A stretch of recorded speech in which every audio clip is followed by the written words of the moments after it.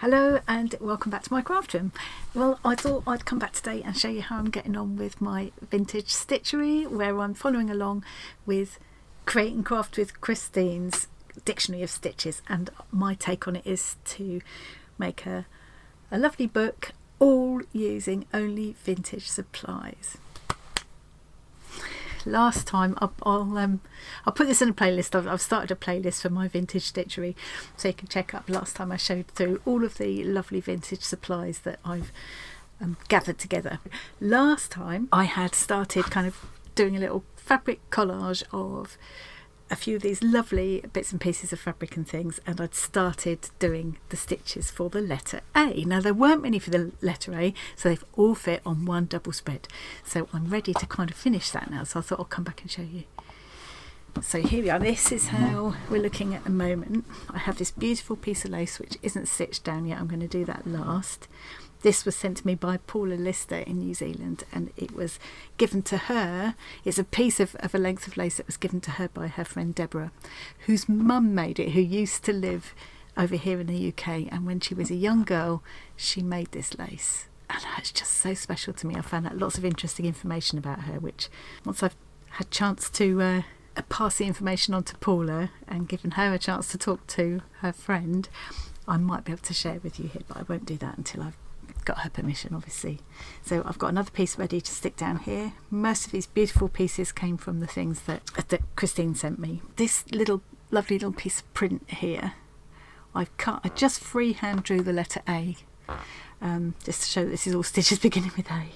I didn't even use a ruler. I literally just drew it on with my what are they called, friction pen. Not that it's going to matter because it's not going to show in this case. I have got some bits here where I've drawn out the guidelines for the stitches that do show, so I need to get a hairdryer on this and get rid of all of that before I completely finish with this page. I've just drawn out the letter A, and one thing I want to try here is this needle turn applique. So let me just show you.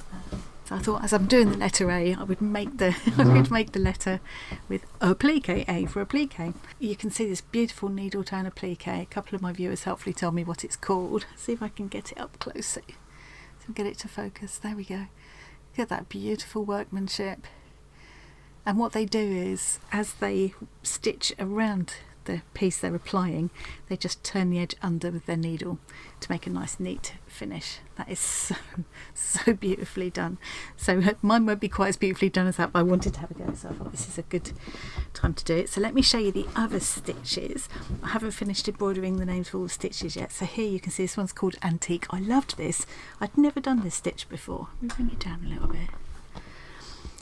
So the feel of these silk threads was so beautiful. This will look better once I've applied heat to it and taken that. You can see there where my guideline is. It will look a lot better once I've taken that off. You could argue that I could have done that before I filmed this, but hey, I'm not quite finished yet. When I come back to start my first B page, I will have finished this page completely. I'll show you then. But yeah, it's a really interesting way of kind of overlapping these. It's almost like a satin stitch, but you sort of overlap in the centre, and it creates a really lovely effect. And I think it would be nice to fill other shapes than just rectangles as well, of course. So that was antique stitch. So I've just stitched the word antique there. Again, you can see where I've written the word in my pen. That will look better once I've applied heat with my hairdryer and got rid of that. This one is called Algerian Eye, and I'm just going to embroider that along there. So I need to do that this evening. I loved how this one came out. I loved the way it creates this little hole in the middle of the stitch, and this fabric worked perfectly. There we go, for that stitch.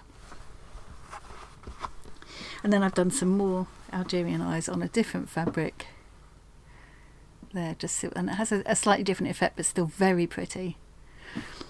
What you can see in the background there is one of the kind of tray cloths that Christine had sent me. So I've cut. It wasn't big enough to cover the whole double spread, so I cut it here. I cut it in the middle and spread it out to cover the page, and then I put other fabrics here anyway. So a little piece of this silk here. This has got the Ainu running stitch on, so I still need to do. I think I've started doing it.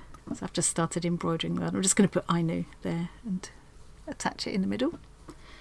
Maybe that way up. Haven't decided. I've been really good, having spent so many hours disentangling that ball of threads. I've been very good. Every time I've finished, I've carefully wound my threads back into, twisted them back into skeins again to keep it all reasonably orderly. I'll stitch that little piece along there. I put some more of the antique stitch there as well, just to try it in a different colour. This one is called Arrowhead Stitch, and I tried it in different ways, sort of more spaced out, closer together, bigger, smaller. There's a little bit of the Ainu running stitch along there, and I also used the Ainu running stitch as a border on that piece as well, so you can see it there. There we go. It's such a pretty effect in the two colours, and I'd never done that stitch before. This will eventually all fold up into the first couple of pages of my book, and these will be, this is where I put my frontispiece, my title page. I did explain about how the book's going to go together in that previous video, so you can check that out if you'd like to. So let's just take these loose pieces off a minute so I don't lose them. Obviously I've added some straight stitch here as well in the colours that I'm using. That was the Algerian eye, and I've tried it again there. That's the antique stitch, and I've done it there. This is the Ainu running stitch, and I've used it for a border here and here, and a couple of lines of it there. Then there's this stitch called Antwerp edging stitch. I've just put Antwerp because it's just too long. And it's kind of like a blanket stitch. Mine isn't very neat. But then you put the needle back through and sort of catch another loop of it, so you kind of tie a little knot really where at this point of each stitch, if that makes sense. So I tried it all around the square. I did it here, alternating the length of the kind of legs of the stitch. I did it that way round, and then I did it the other way round with the spikes going outwards on this square. A little bit here as well. So it's interesting. It's gonna be brilliant to expand my repertoire of stitches a bit and just play with. You know, once I've got it, I can start playing with the stitch and, you know, varying the length of it and things, which is always fun to do, isn't it? What else? Then there was Armenian edge stitch. I thought this was so pretty. So here you can see my my friction pen there again.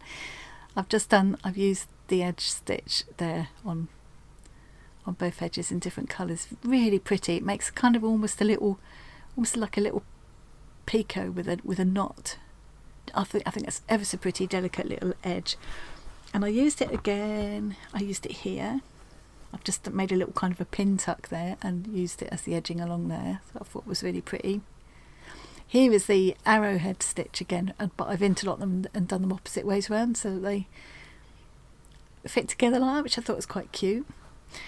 Around the edge of this one, I've done the Armenian edge stitch, but then I've also couched down each of the scallops in a different colour, and then I've put where the couching stitch is, I've also added a French knot just to make an interesting little border out of it.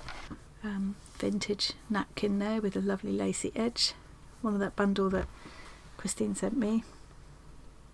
Just added a little bit of a running stitch to that. I might do another bit in the soft blue colour just to pull it into everything else. Here I thought this is quite a cute idea. So in amongst that tangled ball of thread, so there was the box of threads, and then there was the tangled ball. In amongst the tangled ball, I found all of those labels that I showed before, and also a couple of other things, including this needle, which I've stitched onto the fabric. It's not usable, this one. I have got some vintage needles that I'm using. This one isn't usable anymore, but I just thought it was lovely to keep it and to think that Miss Cheetham actually held that needle and used it. She must have used it. It was still in amongst the loose threads. And then also amongst the bundle I found this, and I've made a little pocket for it so I could take it out and still look at it. 1 and 3pence halfpenny. With the pin still through it. It must have been pinned onto a bit of embroidery cloth or something. How cute is that? And the little pocket that you see there, I've made up a tiny piece of the organza that Kathy Hansen sent to me. She sent it to me to make a little bag to put the labels in that came off the embroidery threads, but she sent me lots, so yeah, I've used a little piece for that. I thought that's a really cute idea. This is just a little piece out of the Christine bundle, which I've edged with different stitches there. So yeah, I need to embroider arrowhead stitch here. I need to embroider Algerian eye along there. Finish the Ainu running stitch there. Add my little piece of embroidery anglaise there. My lovely piece of lace that Deborah's mum made. I might do another edging stitch around this piece as well. I'm going to sit and completely finish this piece tonight, and then I want to do this. This will be all of my A's stitches are on one page, one double spread. So I'm going to applique this A here. So I thought I'd do a little bit of that with you here. Let's get my got these 3 little tiny applique pins. They're really handy because they're little and nifty and don't kind of get in your way too much. Because pins are a pain, but you can't use clips for something like this, can you? It's got to be pins really. So I'm just going to pin it in place. That might even be enough, just that. I think that's probably enough. And then when we come to do the B stitches, there are about, I think it's about 30 videos that Christine's got for B. So you know, I don't have to do them all. I'll see how I go.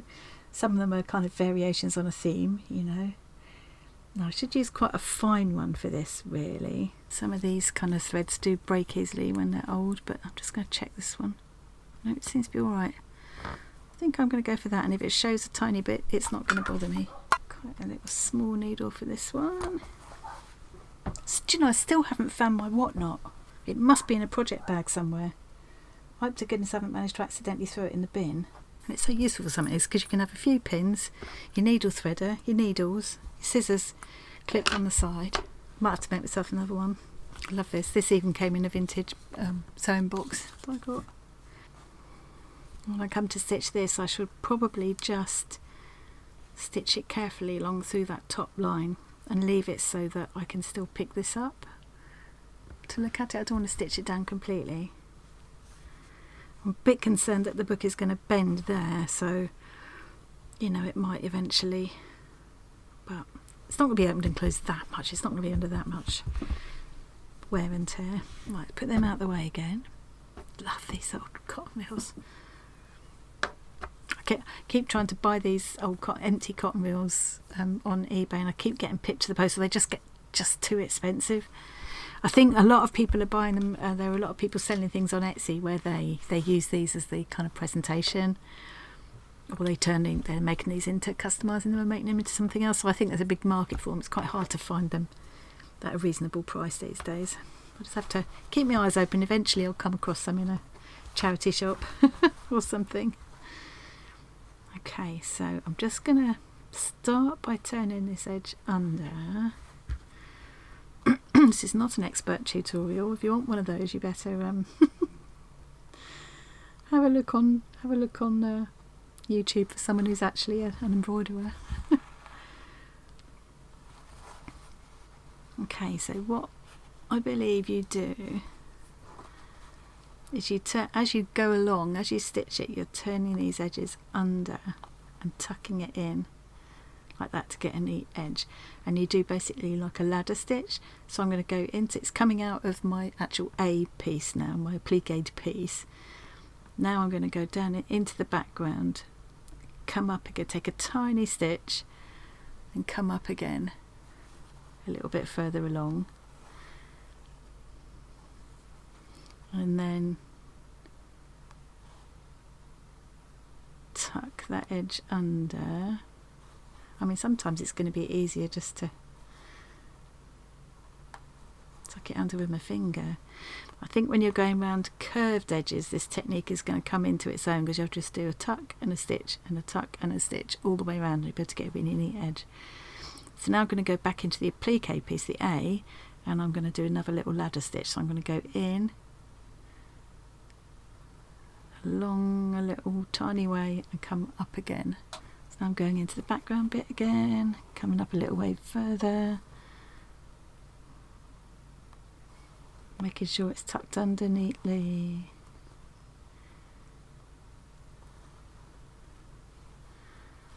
back into the A piece. So yeah, I'm just going to alternate between the A piece and the background all the way along, doing that little ladder stitch. And you can see where I've already gone. Focus. And you can see the stitches, but they're pretty neat and tiny. And maybe if I pull them a little tighter, and maybe if I match the one or other of the fabrics a bit better, but and I might even, once I've appliqued, I might even stitch over, use a stem stitch or something, and stitch over some of these lines that are in the print as well, and just sort of embroider into it. But for now, I'm just going to work my way around. I've cut in, I've done a little slit there in the centre of the A, so I will be able to tuck this under neatly. And I'm sure with a bit of practice, this needle turn thing is going to become second nature. Yeah, I can. Yeah, I just need a bit of practice at that there. I need to improve my needle turning technique, but I can see. Yeah, you get the gist. So yeah, and I've cut little slits here as well, so that these pieces will tuck under like that. So I'm going to carry on and work all the way around this, and then I'll come back and show you. If I was, see, Christine is able to sit and do something like this, and other YouTubers as well are able to sit and stitch like this and then chat away while they're doing it, but I just can't. I just end up going quiet. So yeah, I'll carry on stitching quietly by myself and watching someone else, and then I'll come back and show you how it looks. I'm coming to the end now. I've kind of got the hang of it. It's not looking too bad. I've got this last little section to finish. It's not perfect by a long chalk, but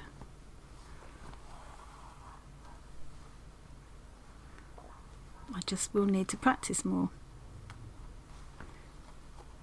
And I think one of the lovely things about doing this little project is going to be just expanding my repertoire of stitches, practice them a few times so they're kind of set in my head, and then when I'm doing projects in the future,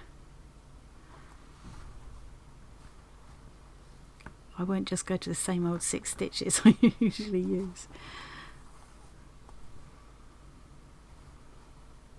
Oops, hang on.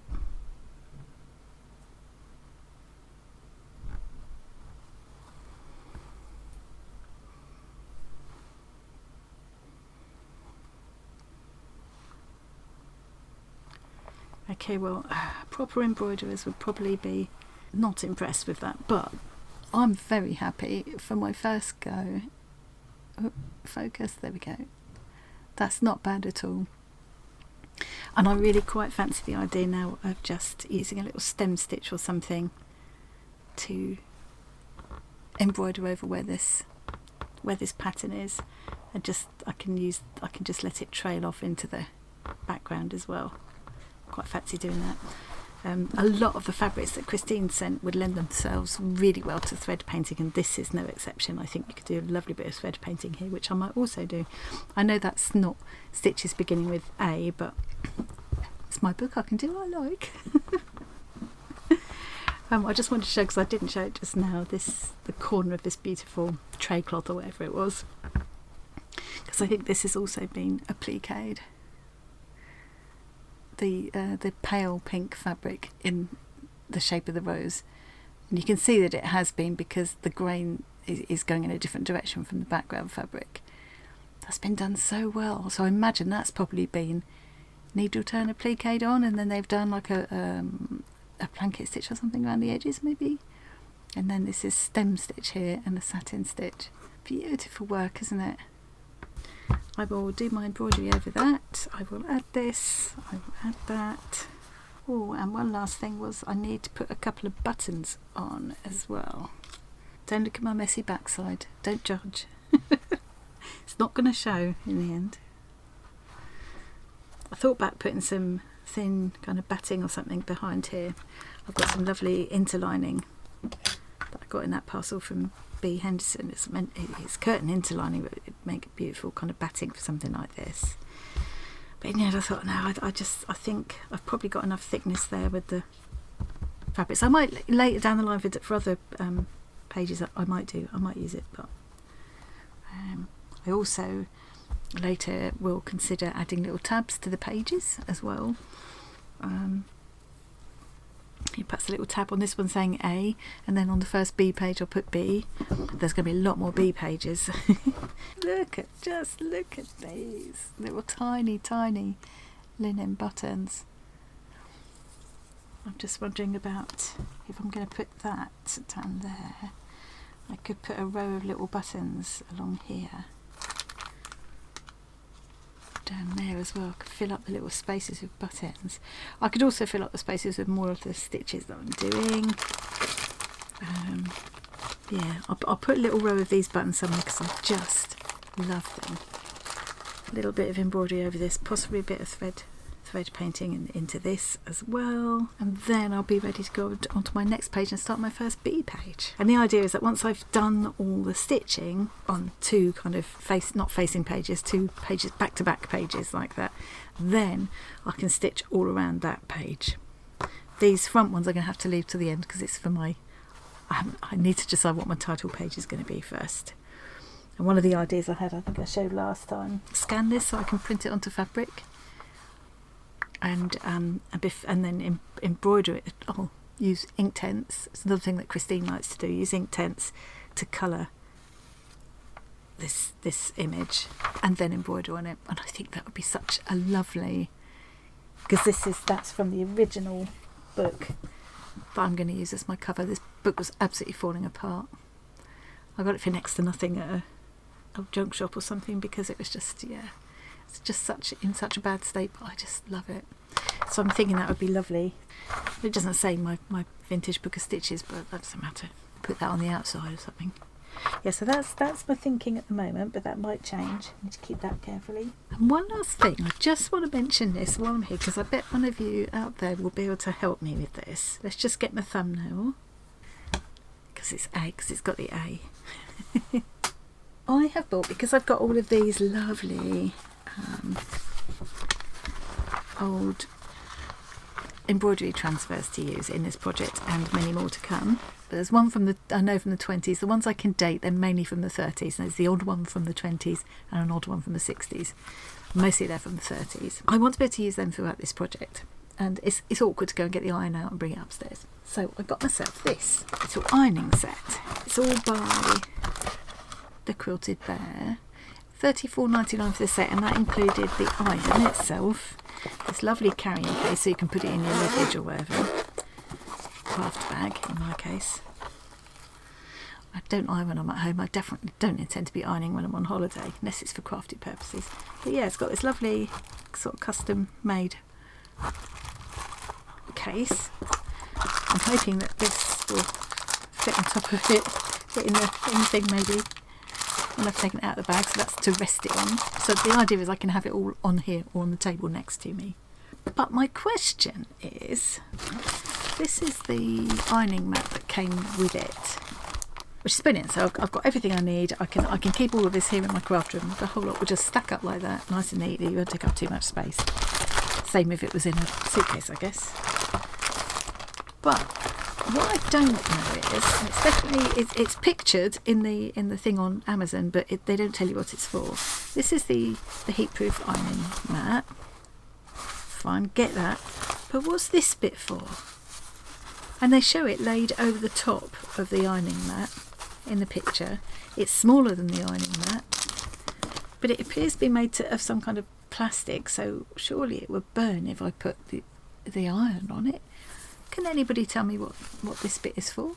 I'm sure one of you clever peoples out there will be able to tell me, because that's just driving me nuts. I thought, I'll have to Google it, but what do you put in? What is the mesh piece for in the Quilted Bear ironing mat set? So yeah, if anybody's got any ideas about that, please do let me know in the comments. I'm probably being stupid. Wouldn't be the first time. I'd very much appreciate it if anybody can let me know what that mesh bit's for. I'm sure it's something important. I still got that chest. Okay, thank you very much for joining me. Next time I see you, it will be to show you my completed A spread, and start on my bees. I will leave, of course, links to Create and Craft with Christine and her Dictionary of Stitches playlist. It's brilliant. It's just brilliant. It's just really good. There's 175 videos in there. They're all quite short ones though, like some of them are as short as 10 or 15 minutes. I think the longest one was about 20 minutes. And they're just really nice chatty videos. So I've got Christine chatting away next to me here in my craft room while I do a bit of stitching, and which is lovely. And I hope you'll enjoy it too. Let me know, have you started making your own Dictionary of Stitches along with Christine? Do share. The other link I will put is, I'll put my link tree, and then you can find your way from there to, if you click on my link tree and then click on the Facebook group and or the Discord button, that will take you to our free Discord community, and you can join us there. Show us what you're up to if you're doing Dictionary of Stitches or anything else. Any other arts and crafts projects are welcome. We talk about all sorts of things in there anyway. We have a lot of fun in there. It's just full of lovely people, and same in the Facebook group. So yeah, if you are doing something like this and you want to show us what you're up to, you're very welcome. We would love to see you. So that's quite enough waffle from me. Thanks for joining me, and I'll see you again really soon. Bye. Just stop waffling. Just can't stop sometimes.